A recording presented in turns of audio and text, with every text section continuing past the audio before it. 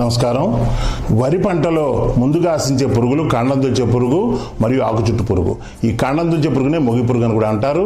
ఈ రెండు పురుగులను సమర్థవంతంగా నిర్మూలించుకోవాలంటే సినర్జీ కంపెనీ వారి క్రిల్జీ ఎకరానికి 4 కేజీలు కానీ వాడినట్లయితే ఈ రెండు పురుగులు ఏకకాలంలో నిర్మూలించబడతాయి. క్రిల్జీ వాడే విధానం ఎలాగంటే ఎకరానికి 4 కేజీలు వేయగానే 3 రోజులు నీరు బయటకు పోనీయకుండా చూసుకోండి. దానివల్ల ఏమవుతుందంటే భూమి లోపలికి మన గుళికలు పూర్తిగా ఇంకిపోవడం జరుగుతూ ఉంటుంది. ఎక్కువ కాలం దాదాపు 15 నుంచి 20 రోజుల పాటు ఈ ఆకుచుట్టు పురుగు కానివ్వండి, మొగి పురుగు కానీ రెండు పురుగులు రానివ్వకుండా చూస్తుంది. క్రిల్జీలో ఉండే గొప్పతనం ఏంటంటే దుబ్బు కూడా బలంగా కడుతుంది అనమాట. అంటే మొక్క బాగా బలంగా ఆరోగ్యంగా వస్తుంది. అంతేకాకుండా పిలకలు రావడం, కంకొచ్చే పిలకలు రావడం కూడా జరుగుతుంది.